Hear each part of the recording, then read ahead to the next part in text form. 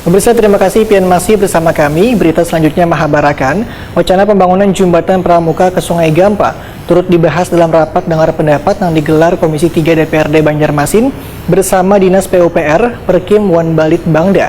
Wacana pembangunan jembatan Pramuka ke Sungai Gampa ini pun sudah masuk dalam rencana tata ruang wilayah. Berikut untuk kabar nang selengkapnya.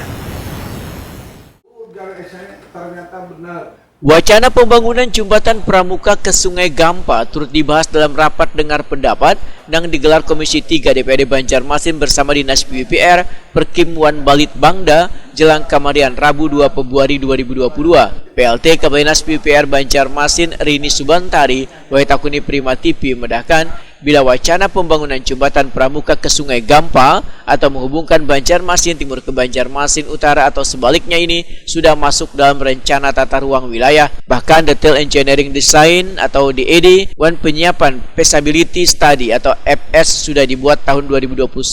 Sedangkan pembebasan lahannya diperkirakan tahun 2022 atau di tahun 2023 mendatang. Dan pembangunannya di tahun 2024.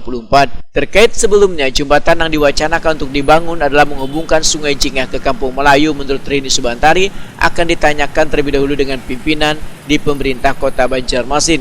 Namun sesuai dengan amanat RT RW yang menjadi prioritas adalah jembatan Pramuka Sungai Gampa. Rini Subantari menegaskan, kehadiran jembatan tersebut nantinya akan menumbuhkan perekonomian di kawasan tersebut.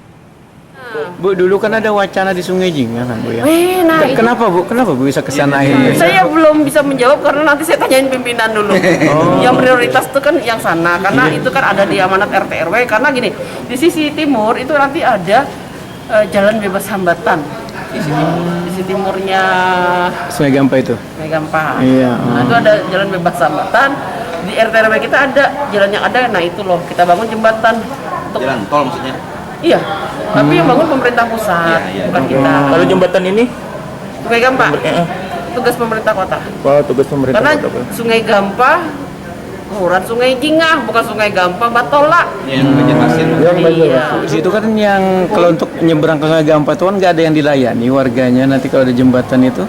Pian tuh mikirnya 20 tahun ke depan dong, Mas. Iya Jangan benar. Tahun ini. Iya untuk tahun ini kan kita lihat dulu kan nanti siapa yang lewat gitu.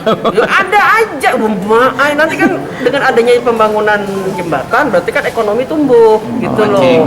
Memancing ekonomi. Iya, supaya juga Banjarmasin lebih bergeliat. Sementara itu, Ketua Komisi 3 DPRD Banjarmasin Muhammad Isnaini mengakui bila anggaran untuk detail engineering desain jembatan Pramuka Sungai Gampa sudah ada diminta oleh Dinas PUPR Banjarmasin sekitar 400 juta rupiah.